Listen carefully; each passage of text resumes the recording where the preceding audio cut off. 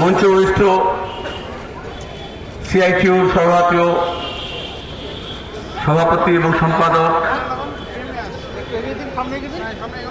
রাজ্য কমিটির সম্পাদক, অন্যান্য নেতৃবৃন্দ, আমার শ্রমজীবী ভাই ও বোনেরা, আমি প্রথমে সিআইটিউর এই সম্মেলন যা 25 বছর পরে হলদিয়া হচ্ছে তাকে অভিনন্দন জানাচ্ছি। আর এই সম্মেলনকে সফল করতে গিয়ে এখানকার যে গণতান্ত্রিক মানুষ, ছোট ব্যবসায়ী, দোকানদার, ছাত্র, যুব, মহিলা, নাগরিক, শ্রমিক, কর্মচারী, শিক্ষক, যেভাবে আপনারা এগিয়ে এসছেন সম্মেলনকে সফল করার জন্য, তার জন্য সবাইকে লাল সেলাম জানাচ্ছি। এটাই হলদিয়া, এটাই পশ্চিমবঙ্গ। কি বলেছিল শুভেন্দু?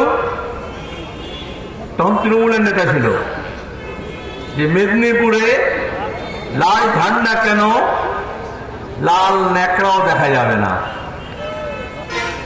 ওটা বলেছিল তৃণমূলের নেতা হিসেবে আসপর্দা। এখন বিজেপির নেতা হয়েছে, সে তৃণমূলই হোক আর বিজেপি হোক, যার জায়গা বলে। আসলে বলেছিল শাসক শ্রেণীর দম্ভ। আসলে দক্ষিণ পঞ্চায়েতে উত্থান হচ্ছিল,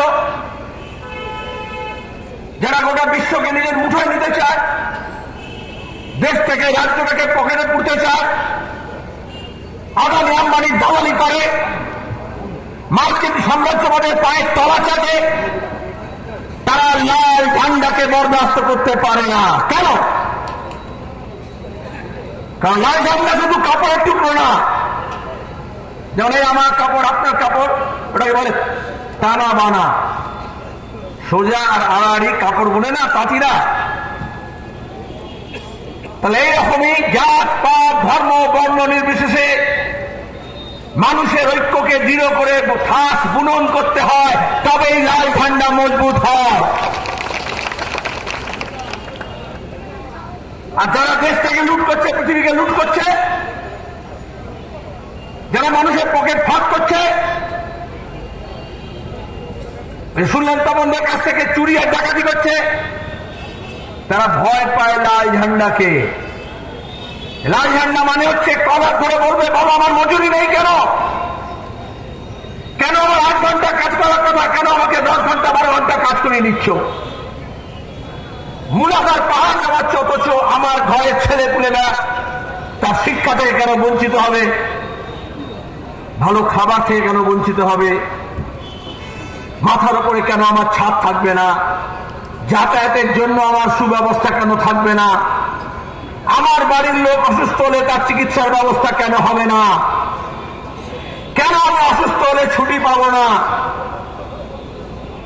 কেন আমার কাজ কর্ম আমি এত খাটছি অথচ ওটা পার্মানেন্ট কেন হবে না, কেন ওটাকে কন্ট্রাকচুয়াল করছো, কেন ওটাকে ঠিকাদারি করছো, কেন হায়ার অ্যান্ড ফায়ার করছো, যখন খুশি তুমি বিদায় করে দেবে, এ কথা কে বলবে?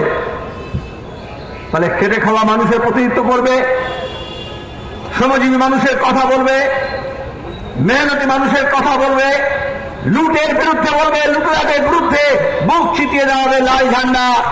এই জন্যই শাসক দল, শাসক শ্রেণী, তার দালাল, কখনো গুন্ডা বদমাইশ, কখনো সাম্প্রদায়িক শক্তি, মৌলবাদী শক্তি, জাতপাতের শক্তি, কখনো পুলিশ, তাকে ব্যবহার করে এই লাল ঝান্ডার শক্তিকে খর্ব করার জন্য।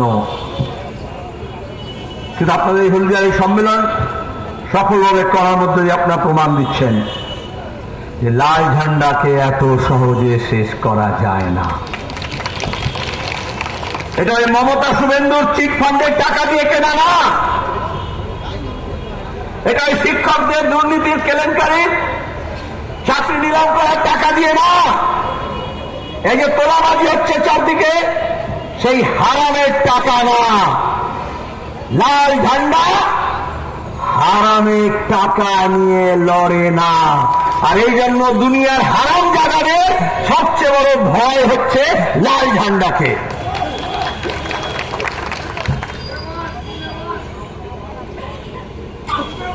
ভয় করবে কে? ট্রাম্প দেখেছেন গোটা দুনিয়াকে মনে করেছিল ফুটবলের মতো খেলবো, তালিফবার বলছিল। যেদিন থেকে এসছে দ্বিতীয়বারের জন্য রোজ লম্বা চওড়া কথা বলছে। আর আমাদের এই মোদি গিয়ে বলেছিল আপকি বাত ট্রাম্প কি সরকার। ভারতীয় ছাত্রকে এয়ারপোর্টে লাথি মারছে, ওখানে যারা কাজ করতে গেছিল তাদেরকে কড়া পরিয়ে, হাত কড়া পরিয়ে, পায়ে চেন ধরিয়ে দেশে ফিরিয়ে দিচ্ছে। 56 ইঞ্চি ছাতির আর বিজেপি যারা এত মাতব্বরি করছে গরিব মানুষের ওপর, তাদের মুরদ নেই এটা বলার যে ভারতীয়দেরকে এরকম করে কেন তুমি অত্যাচার করছো। আমেরিকার লোকজন লস অ্যাঞ্জেলসে দেখেছেন আপনারা, কারফিউ চলছে এখন। ওদের জৈব আসনের নীতি। আরে একটা দেশে নানা ভাষা, নানা মত, নানা পরিধান, নানান দেশ থেকে এসছে। কার আমেরিকা? ওখানে যারা আদিবাসী ছিল তাদেরকে শেষ করেছে। তারপরে বিভিন্ন দেশ থেকে গিয়েছে সাম্রাজ্য করার জন্য, দখল করার জন্য। এখন যাচ্ছে বিজ্ঞানী, যাচ্ছে টেকনোক্র্যাট, যাচ্ছে ডাক্তার, যাচ্ছে শিক্ষার জন্য, যাচ্ছে কাজ করার জন্য যাচ্ছে। আমেরিকা বলছে না, এটাকে বলে জাতীয়তাবাদ, উগ্র জাতীয়তাবাদ। আমেরিকা আমেরিকানদের জন্য, বাকি যারা কালা আদমি এসছে, যারা বাদামি আছে, যারা অন্য দেশ থেকে এসছে, এশিয়া, আফ্রিকা, ল্যাটিন আমেরিকা থেকে, তাদেরকে তাড়াতে হবে। খোদ আমেরিকা এখন মানুষ নেমেছে, লড়াই করছে। আর এই জন্যই আমরা এই কদিন আগে তো লাল ঝান্ডা মেডে করলেন আপনারা। গত মাসে গোটা দুনিয়ার শ্রমিকদের দাবি এক, শোষণের বিরুদ্ধে, লুটের বিরুদ্ধে, নিজের হকের দাবি, নিজের কাজের দাবি, নিজের মজুরির দাবি, মাথা তুলে বেঁচে থাকার লড়াই, পায়ের তলায় নিজের মাটি খুঁজে পাওয়া, আর মান মর্যাদা নিয়ে নিজের পরিবারের জন্য দুমুঠো ভাতের ব্যবস্থা করা। এই লড়াই আমাদের দেশে, আমাদের রাজ্যে অন্য আরো অনেক সংগঠন আছে। তার সঙ্গে সিআইটিও একটা নীতি নিয়ে, একটা লক্ষ্য নিয়ে এই সব শ্রমিকদেরকে এক কাট্টা করছে। যদি এক কাট্টা না করেন, একটা হকার যে বাজারে দাঁড়িয়ে, রেলের প্ল্যাটফর্মে, রেল স্টেশনে, রেলে নিজের মাল জিনিস বিক্রি করছে, কাজকর্ম নেই, চাকরি নেই, হকারি করে থাকে, তাকেও এই বিজেপি, তৃণমূল অধিকার দিতে রাজি নয়, শাসক শ্রেণীতে রাজি নয়, তাকে সেখান থেকে উৎখাত করবে। এই যে মহেশতলা, গঙ্গার ওপারে শুনলেন তো, হকার ফল বিক্রি করতো, ঈদের ছুটিতে গেছে গ্রামে, বাড়িতে। এখন কি হয়, দুটো রকমের কায়দা আছে, এটা পরিষ্কার বুঝে নিতে হবে। এক হচ্ছে বুলডোজার নিয়ে, 56 ইঞ্চি ছাতি নিয়ে পুলিশ দিয়ে খেদায়, আর একটা হচ্ছে ধর্মকেই ওই বুলডোজারের মতো, অস্ত্রের মতো ব্যবহার করে। তাহলে ওইখানে একটা রাতারাতি তুলসী তলা বানিয়ে দিয়েছে। আর তারপরে মুসলমান যদি হয় তাহলে আরো বিপদ, এখানে বসবে না, এখানে মন্দির। মন্দিরের দোষ নয়, তুলসীর দোষ নয়, তুলসী তলারও দোষ নয়। এটা হচ্ছে আরএসএস, এটা হচ্ছে বিজেপি। সে ধর্মকে ব্যবহার করছে। আর শুধু আরএসএস বিজেপি কেন বলবো, এই ধর্মকে যখন ব্যবহার করে, জোর যার মুলুকটা, যে যেখানে শক্তি বেশি। আমরা বাংলাদেশে দেখছি না ইসলাম ধর্মকে ব্যবহার করে জামাতে ইসলামী, মৌলবাদী শক্তি কিভাবে ওখানকার সংখ্যালঘুদের অত্যাচার করেছে। পাকিস্তানে দেখছি, আফগানিস্তানে দেখেছি। তাহলে আমাদের এখানে হিন্দুত্বের নাম করে, হিন্দু ধর্মকে ব্যবহার করে আরএসএস সেই কাজটা করছে। আর একেবারে media ready, social media ready. যেহেতু ওটা আঁকড়া, পাশের মিডিয়া বুরুজ, এগুলো কিছু ব্র্যান্ড থাকে। আর গত কয়েকদিন ধরে বলে যাচ্ছে বাংলাদেশি, বাংলাদেশি। যদি লুঙ্গি দেখো, দাড়ি দেখো, টুপি দেখো, তাহলে বলবে বাংলাদেশি। আর যদি এই বাংলা ভাষা মানুষ মহারাষ্ট্রে, হরিয়ানায়, কর্ণাটকায়, অন্ধ্রপ্রদেশে, দিল্লিতে কাজ করতে যাচ্ছে, এখানে শিল্প কলকারখানা নেই, পরিযায়ী শ্রমিক হচ্ছে। উড়িষ্যাতে আপনাদের পাশে, সেখানে এই যে ধর্মের নামে শুধু নয়, তাহলে ভাষার নামে, প্রদেশের নামে মানুষকে ভাগ করলে তার উপর অত্যাচার হচ্ছে। আফরাজুলকে পুড়িয়ে মেরেছিল রাজস্থানে। উড়িষ্যায় গত কদিন ধরে প্রতিদিন এই বাংলার যারা শ্রমিক গিয়েছে ওখানে কাজ করতে। আবার এখানেও দেখবেন এর পক্ষ করে কেউ বলে বিহারি কিউ আতা হ্যায়, মাদ্রাজি কিউ আতা হ্যায়, হিন্দিভাষী কেন আছে, উর্দুভাষী কেন আছে।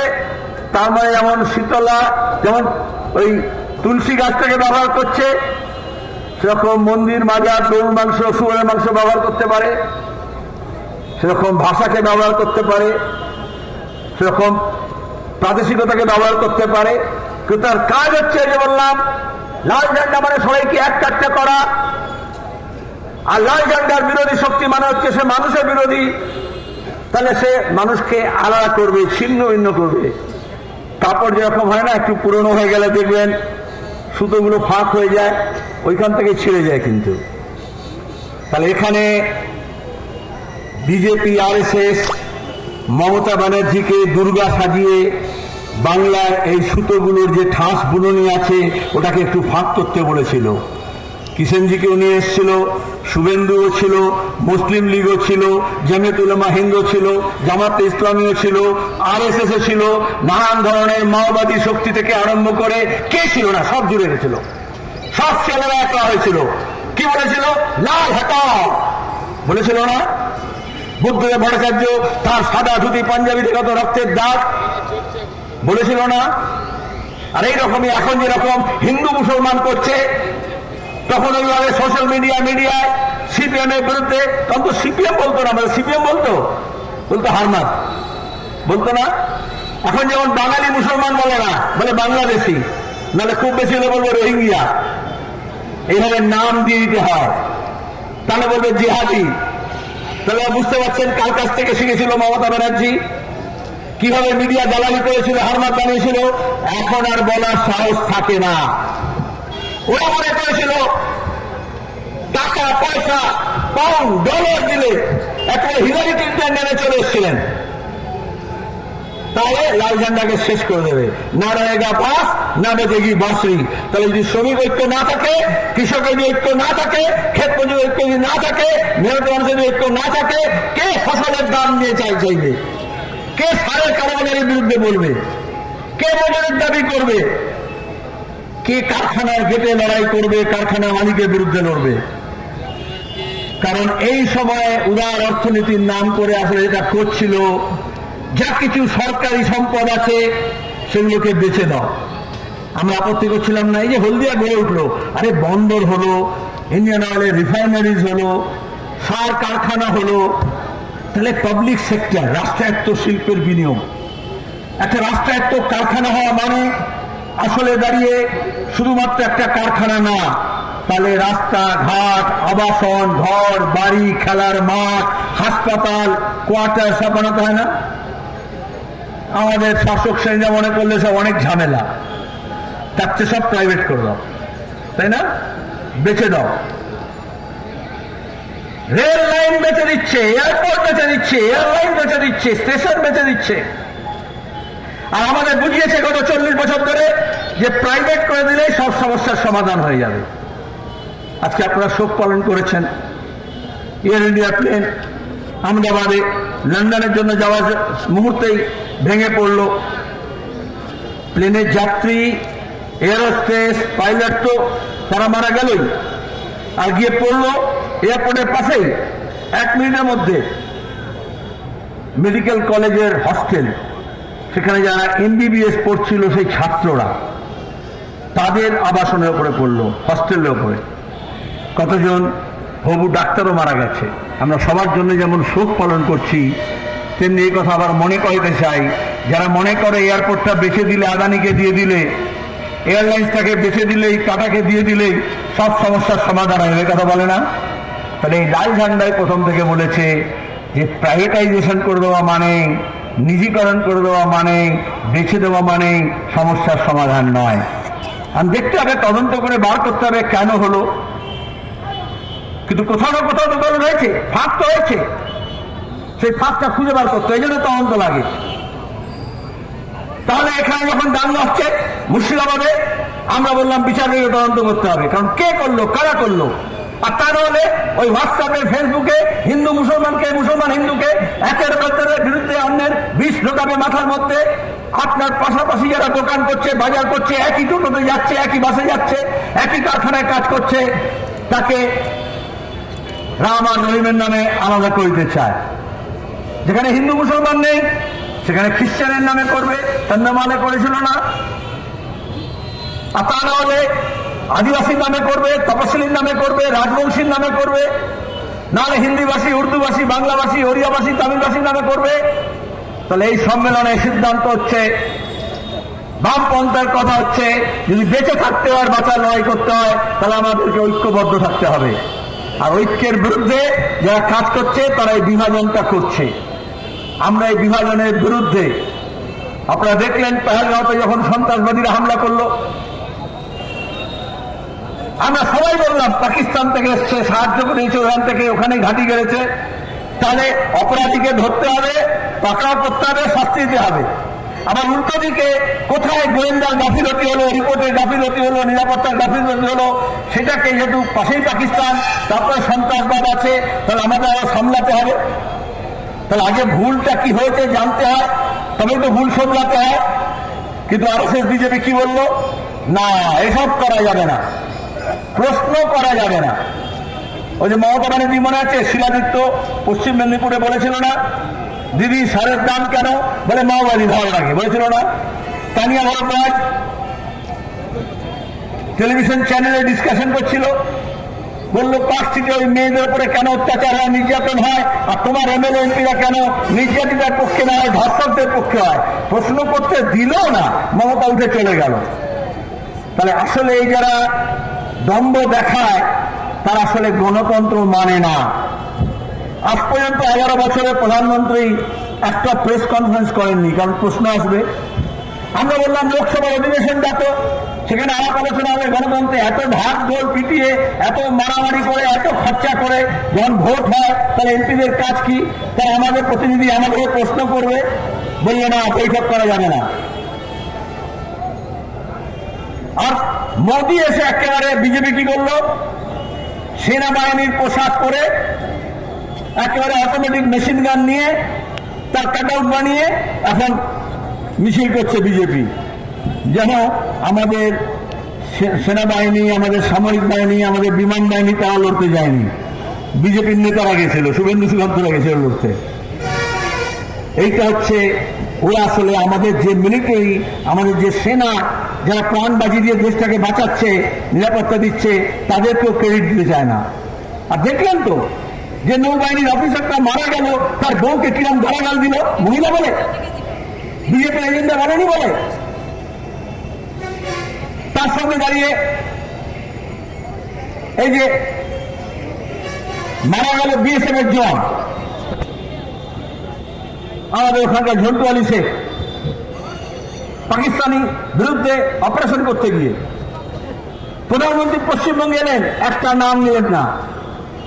পুলওয়ামার সময় ভোটের পরে এরাই বলেছিল সমস্ত মৃত সিআরপিএফ এর জওয়ানের জন্য মোমবাতি বাজিয়ে, ছবি লাগিয়ে, কারণ তখন ভোট ছিল, এখন ভোট নেই।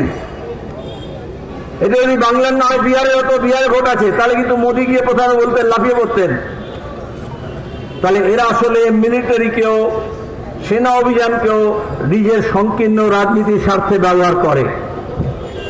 অথচ আমরা বললাম যুদ্ধ হোক আর সন্ত্রাসবাদ হোক, তার বিরুদ্ধে যদি লড়তে হয় সবাইকে এক কাটটা করতে হয়, আমার ঐক্যের কথা। এখন প্রধানমন্ত্রী বললেন কদিন আগে যে সন্ত্রাসবাদীদের ইচ্ছে ছিল, লক্ষ্য ছিল এই হামলা করার পরে, 26 জনকে মারার পরে, যাতে আমাদের এখানে একটা দাঙ্গা হাঙ্গামা লেগে যায় সাম্প্রদায়িক। আমাদের বিদেশ সচিব আগে বলেছিলেন যে সন্ত্রাসবাদী হামলা নেপথ্যে উদ্দেশ্য ছিল এখানে হিন্দু মুসলমানের দাঙ্গা করে দেওয়া।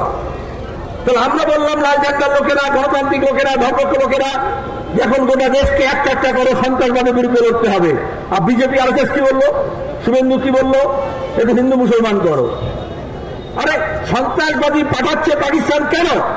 কারণ সীমানা যুদ্ধকে আমার দেশের মধ্যে ঢুকিয়ে দিচ্ছে। আর আরএসএস বিজেপি সাম্প্রদায়িক শক্তি সেটা পাড়ায় পাড়ায় মহল্লায় মহল্লায় বাজারে হাটে দোকানে স্কুলে কলেজে কারখানায় সেই ভাগাভাগিটাকে নিয়ে যাওয়ার চেষ্টা করছে। কার উদ্দেশ্যে আপনি জানেন? আপনাদের এমপি বলে বলছি, নাম ধরে বলছি, এই শুভেন্দু আগে যে তৃণমূলের নেতা ছিল, আপাতত বিজেপিতে, পরে কোথায় যাবে কেউ জানে না। ওই উত্তেজনার সময় পেহেলগামের পরে, তখন অপারেশন সিন্দুর হয়নি, বলল, ঠিক করে বলল, আমার কাছে খবর আছে, ক্ষমা চাইনি, বারুইপুরে দুটো কাশ্মীরি আছে, তারা বাড়িতে সব যন্ত্রপাতি লাগিয়েছে, নাশকতার কাজ করতে পারে। অমনি বারুইপুরে পুলিশ গেল, শুভেন্দু বলেছে, পুলিশ গিয়ে খোঁজ করলো, ঠিকই দুজন কাশ্মীরি আছে, মধ্যপ্রদেশের কোনো একটা কোম্পানির কোনো একটা কন্ট্রাক্ট পেয়েছে, কাজ করছে, তার ওরা ইঞ্জিনিয়ার বা কর্মচারী ওখানে এসে ফ্ল্যাট ভাড়া নিয়ে আছে। কিন্তু ঘটনাক্রমে একজন হিন্দু একজন মুসলমান, দুই বন্ধু। আর ওই যন্ত্রপাতি যেটা বলেছিল ওটা হচ্ছে জিওর, ওটা খুব প্রিয় আম্বানির। জিওর হচ্ছে ওই রাউটার লাগায় ইন্টারনেটের জন্য, ওইটা লাগিয়েছে। তাহলে বুঝুন ওই রকম একটা উত্তেজনার সময় ভাগাভাগি রাজনীতি কোথায় যায়, উস্কানি কি হয়। তার মানে যত কাশ্মীরি আছে তারা শত্রু। আরে সন্ত্রাসবাদীরা পাকিস্তানি এটাই চাইছে, অথচ জম্মু কাশ্মীরের লোক নেমে এসে বললো, ওই সময় মিছিল করলো, বন্ধ করলো সন্ত্রাসবাদের বিরুদ্ধে। তো আমাদের তো সেটা আরো বেশি করে সেই চেষ্টা করতে হবে, কাশ্মীরের জনগণ এবং ভারতের অবশিষ্ট অংশের জনগণ যাতে এক কাটতে হয়। ওরা বললো না, লড়কে লেগে পাকিস্তান। টিভিতে দেখেছেন আপনারা, একটা রাত্রিতে একেবারে ভিডিও গেমের মতো করাচি দখল করছে, ইসলামাবাদ দখল করছে, পাক অধ্যুষিত কাশ্মীর দখল করছে, পাকিস্তানের সেনা সারেন্ডার করছে। হলে খুব ভালো হতো, কিন্তু না, এরকম হলো না। আগে আপনাদের কাছে আসতো 2014 নির্বাচনের আগে, এই বিদেশে অমুক নেতার অমুক ব্যাংকে এত টাকা আছে, বিদেশি টাকা আছে। আর মোদি বলল, মোদিজি আएंगे अच्छे दिन लाएंगे, তাহলে বিদেশের ব্যাংক থেকে কালো টাকা নিয়ে আসবে, আর कुछ नहीं तो आपका घर में आपका खाता में 14-15 लाख ही चला आएगा। ভাও টাকা কে বলে বুঝেছেন? এখন ওটা আসেন, এখন আসার বিদেশি ব্যাংক, কালো টাকা, নেতাদের দুর্নীতি। একটা কথা বলে, কদিন আগে পর্যন্ত অভিষেকের গরু পাচারের টাকা, কালো টাকা, লুটের টাকা, সোনা পাচারের টাকা, ওর ভাইপো বউয়ের কাজ, এই সব নিয়ে বিজেপি কিছু বলতো। খেয়াল করে দেখবেন গত 6 মাসে আরএসএস বন্ধ করে দিয়েছে মুখ একদম, স্পিকটি নট। এখন শুধু মুসলমানদের বলো, সিপিএম কে বলো। আরে সন্ত্রাসবাদী হামলা করলো পাক, মদত পুষ্ট সন্ত্রাসবাদী। এখানে বিজেপি টিএমসি দুজনে মিলে সোশ্যাল মিডিয়া, ফেসবুকে, হোয়াটসঅ্যাপে কি না সেকু মাউকু গাড়ালো বলছিল না, সেকুকে আর মাকুকে, ওদের ভাষায় সেকুলার আর মাছ। ওরা যতটা পাকিস্তানের বিরুদ্ধে নয়, যতটা সন্ত্রাসবাদের বিরুদ্ধে নেয়, সন্ত্রাসবাদের বিরুদ্ধে নেয়, তার চেয়ে বেশি কার বিরুদ্ধে? সেকুলার ফোর্স এবং মার্ক্সবাদীদের বিরুদ্ধে। পরিবেশটা বুঝতে পারছেন? সেখানে বিজেপি আর তৃণমূলের মধ্যে কোনো অন্তর নেই। ওটাই বলছিলাম, কেন নেই? কারণ আরএসএস মমতাকে দুর্গা নির্মাণ করেছিল আর বলেছিল লাল ঝান্ডাটা হচ্ছে ওষুধ, তাকে বধ করবে মমতা। কিন্তু বেচারি তো দুটো হাত, তাহলে কি করে? তো দেবী নয়, তাহলে দেবী ছাড়া তাহলে 10টা হাত করতে হবে, তাহলে বজরং দল, তাহলে দুর্গা বাহিনী, তাই আরো যা সেনাপনা আছে, এই সব জুটেছিল একসঙ্গে। দেবতারা আপনারা জানেন বর দিয়েছিল, অস্ত্র দিয়েছিল ওষুধ নিধনের জন্য। এখানে আরএসএস নিজে দেবতা সেজে বলল, যা টাকা পয়সা লাগবে কই বাত নেই, সব দেব। এই কিষণজি যখন খুন করছে আমাদের কমরেডদেরকে, শুভেন্দু কি বলতো? যুব সেনাপতি। এই সিআইডির কাছে রেকর্ড আছে, কথা বলছে শুভেন্দু অধিকারী আর কিষণজি, যে দিদি বলে দিয়েছে যা দানা পানি খানা পিনা লাগবে, দানা মানে গুলি, কার্তুজ, সব আমরা দেব, কিন্তু লাল ঝান্ডাকে শেষ করতে হবে। একটা অভিযোগ গত 2011 পর থেকে 14 বছর ধরে এই যে সাম্প্রদায়িক উস্কানি, দাঙ্গা হাঙ্গামা, যা কিছু বলুন, তার বিরুদ্ধে সে ধুলাগড়ের দাঙ্গা হোক, বসিরহাটের দাঙ্গা হোক, রানীগঞ্জের দাঙ্গা হোক, মেডিয়াবুরুজের হোক, মহেশতলার হোক, মুর্শিদাবাদের হোক, মমতা ব্যানার্জি একটাও তদন্ত কমিশন করেননি। বিজেপি তৃণমূলকে গাল দিচ্ছে, তৃণমূল বিজেপি গাল দিচ্ছে, আর টেলিভিশন চ্যানেল দেখো ব্যাপক চর্চা হচ্ছে। কিন্তু আমরা বলবো না, এই যে বললাম প্লেন অ্যাক্সিডেন্ট হয়েছে, তদন্ত খুঁজে বার করতে হবে। মুর্শিদাবাদ দাঙ্গা হয়েছে, তদন্ত করে খুঁজে বার করতে হবে। যারা দোষী তাকে শাস্তি দিতে হবে।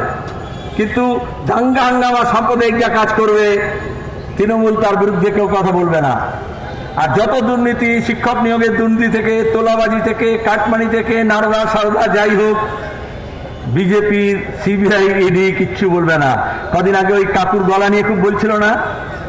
আর যে শিক্ষকদের চাকরি গেল 26,000-এর নিয়োগের দুর্নীতি ফাঁস হলো, কাকুর গলা সব পাওয়া গেল, তারপরে বোঝা গেল টাকা কোথায় গেছে, কালীঘাটে না কামাক্ষিতে না নবান্নতে।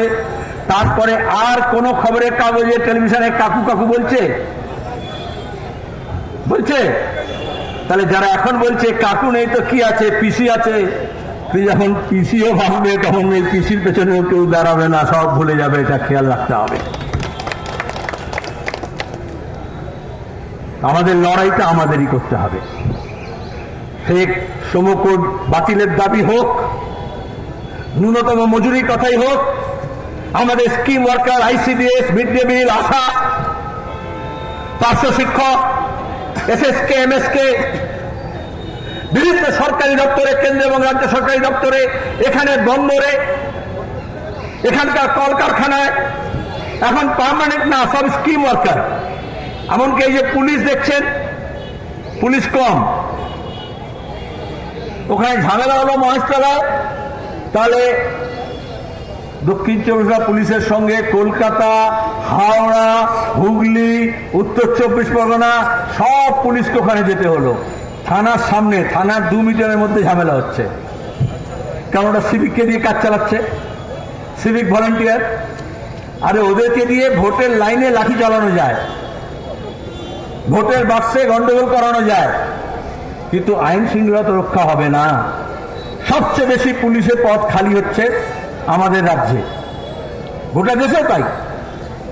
এই এখন কাশ্মীরে পাঠাতে হচ্ছে বিএসএফকে ত্রিপুরা থেকে তুলে, অথচ বেকার ছেলে মেয়েরা আছে। তাহলে যেমন বিভিন্ন কর্মচারী, শ্রমিকের দাবি নিয়ে লড়াই হবে, তেমনি কাজের প্রশ্নে, কাজের অধিকারের প্রশ্নে, বেকারির বিরুদ্ধে আমাদের যুব সমাজকে একটা করার দায়িত্ব ট্রেড ইউনিয়নকে নিতে হবে। যারা কারখানার মধ্যে কাজ করছেন আর যারা কারখানার বাইরে আছেন, তাদের মধ্যে যোগসূত্র তৈরি করতে হবে। আপনারা পারেন, এই ব্রিগেডের সমাবেশ হলো, কৃষক, ক্ষেত মজুর, বস্তিবাসী সবাইকে নিয়ে ট্রেড ইউনিয়ন লাখো লোকের জমায়েত করলো। তাহলে মেহনতি মানুষের দাবিকে আপনারা নিজেদের দাবি নিয়ে যেমন লড়াই করবেন, তেমনি অন্য সমস্ত অংশে, এমনকি ছোট ব্যবসায়ী, দোকানদার, এই হলদিয়া মতো শহরে বড় ব্যবসায়ীও, কেউ আদানি আম্বানি না, কেউ নিজেকে আদানি আম্বানি ছেড়ে মনে করবেন না। বামফ্রন্টের আমলে নতুন শিল্প কল কারখানা হোক, তার জন্য বিভিন্ন ইনসেন্টিভ স্কিম চালু করা হয়েছিল আইন করে।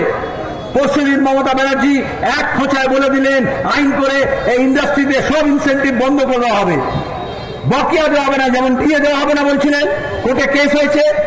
এখন যত রকমের সাবসিডি, যত রকমের ইনসেন্টিভ ছিল, মমতা বলছেন 93 সাল থেকে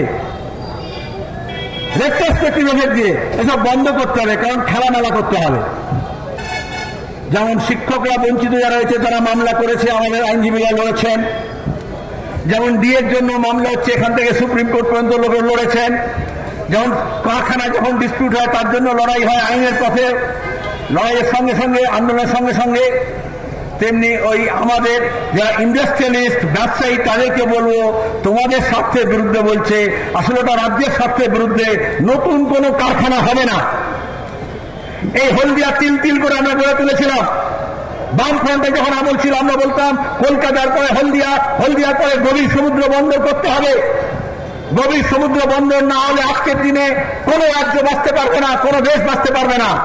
এই যে বাংলাদেশে এত ঝামেলা, আসলে তো চট্টগ্রামের গভীর সমুদ্রের বন্দরকে নিয়ে কার দখলে থাকবে? অথচ 2011 পর থেকে বিজেপি আর তৃণমূল এত কথা বলছে হিন্দু, মুসলমান, বাংলাদেশ, পাকিস্তান, কিন্তু গভীর সমুদ্রের বন্দরের কথা আর বলছে না। ওশেন ওই জাহাজ আসবে না, আমাদের ব্যবসা বাণিজ্য হবে না। গোটা দেশে গত 11 বছরে কোন ফরেন ডাইরেক্ট ইনভেস্টমেন্ট হয়নি। অথচ বামফ্রন্টের আমলে আমাদের রাজ্য ছিল সবার আগে, যে নতুন কলকারখানা হচ্ছিল, জাপানের বিনিয়োগের ঠিকানা ছিল হলদিয়া। আর এখন বিজেপি আর তৃণমূল মিলে এখানে লুটতরাজ, দাঙ্গা হাঙ্গামা, খুন খারাপি, দাওবাজি আর তোলাবাজি করছে। তাহলে আমাদের যে বেকার ছেলে মেয়েরা কাজ পাবে কোথায়? যারা কাজে আছে তারা কাজ টিকে থাকবে কি করে? যারা অস্থায়ী আছে, কন্ট্রাকচুয়াল আছে, তাদের পার্মানেন্ট হবে কি করে? এই জন্য আমাদের লড়াইটাকে আরো বেশি তীব্র করতে হবে। এই সম্মেলনে আপনারা প্রতিনিধিরা যারা এসছেন তারা এখানে আলোচনা করবেন, সিদ্ধান্ত গ্রহণ করবেন। আমার স্থির বিশ্বাস আগামী দিনে সিআইটির নেতৃত্বে এই বাংলার বুকে আরো জোরদার লড়াই হবে। আর লড়াই করলে এদের দ্বন্দ্ব চূর্ণ করা যায়।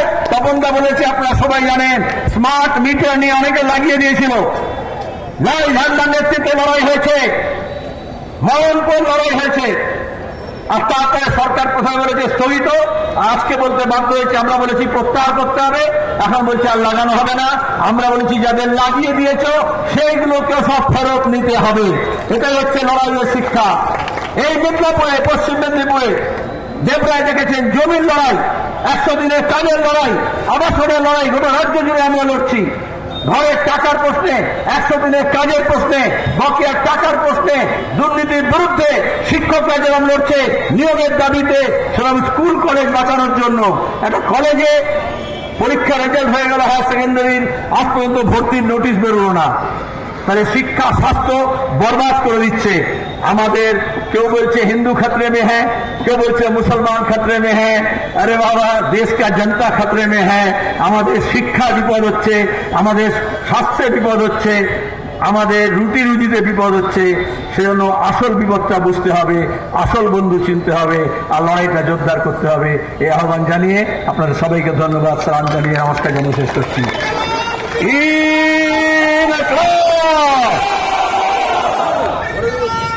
ধন্যবাদ।